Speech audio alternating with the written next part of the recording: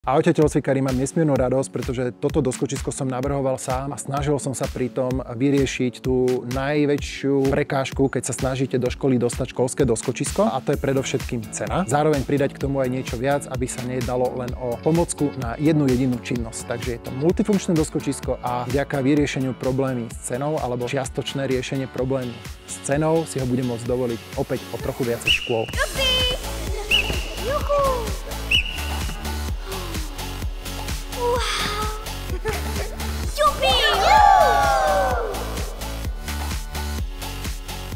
Väčšina telocvikárov si myslí, že jediným problémom pre kúpu doskočiska do školy je cena. To je len 50% problému. Vaša pani ekonómka by vám vedela vysvetliť, že existuje niečo ako hladina 1700 €. Je to hladina pre tzv. Kapitálové výdavky. Keď má škola aj financie na účte, potrebuje ich minúť za nejaký čas. Ale ako náhle je kúpené niečo drahé nad 1700 €, napríklad doskočisko, tak sa odpisuje niekoľko rokov a preto nie všetky finančné prostriedky je možné použiť na nákup doskočiska. Ja som sa na toto doskočisko pozrel ako na stavebnicu. Každá časť musí byť samostatnou športovou pomôckou pod hladinou týchto kapitálových výdavkov. To znamená dopadová plocha 2 m na 2,5 m je samostatná dopadová plocha, ktorú si viete kúpiť samostatne na samostatnú faktúru a viete ju využívať či už na gymnastiku, na rôzne doskoky, alebo na skok do diaľky, parkourová prekážka, čokoľvek vás napadne, záleží len na vašej kreativite. Je to samostatná športová pomôcka a to je to dôležité, vďaka čomu sa dá doskočisko kúpiť úplne rovnako ako futbalová lopta alebo švihadla na hodiny telesnej výchovy. Po obvode každej dopadovej plochy toho madraca sa nachádza plsť. Táto plsť je zo suchého zipu a každý madrac obidvoch strán, každá dopadová plocha má tzv. Jazyk a tento jazyk má tie háčiky a presne zapadajú na tieto plste. To znamená, vy viete spojiť tieto dopadové plochy po dĺžke alebo po šírke. Ak to spravíte po šírke, 2,5 metrovej šírke, získate plnohodnotné školské doskočisko. Ak to spojíte po tej 2-metrovej hrane, získate viac menej taký slíž a môžete to využiť napríklad na gymnastiku, prípadne akýkoľvek iný nácvik dopadov, doskokov a tak ďalej.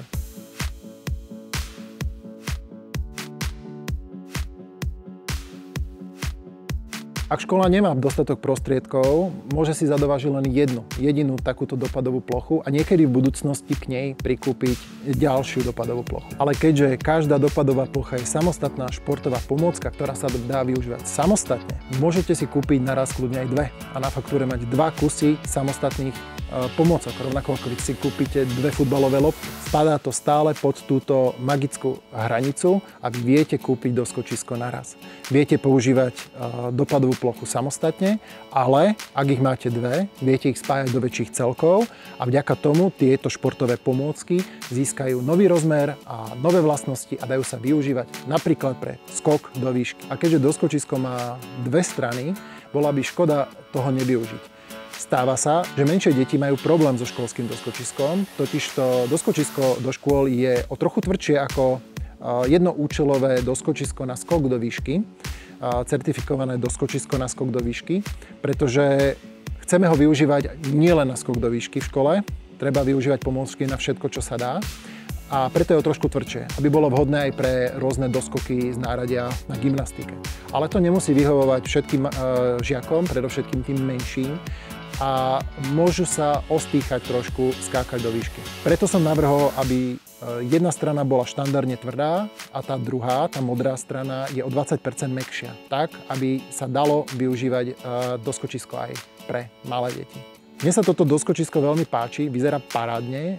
Jeho prvý kus už môžete vidieť. Natáčali sme v športovom klube Longitail v Bratislave a verím, že im bude dobre slúžiť. A myslím si, že zopár z vás sa rozhodne aj pre toto doskočisko a budete skákať s deťmi do výšky.